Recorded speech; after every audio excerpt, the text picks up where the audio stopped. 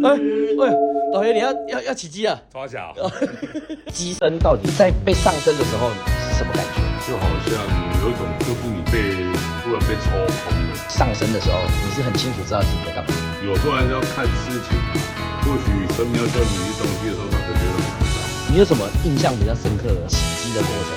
在帮人家办事情的时候，因为你之前有说过你也是一个很 T 的。刚开始在帮神明服务的时候，第一个是考，因为说被直接拉出来让神明去办事，那我自己从旁边可以看到。你还从旁边可以看到你自己，就像是这样子，在旁边有一个小女，然后看得到你。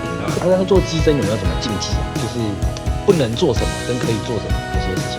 禁忌的话，当然做鸡生的话，当然我的观念就是说，做鸡生的时候就代表着生命，对。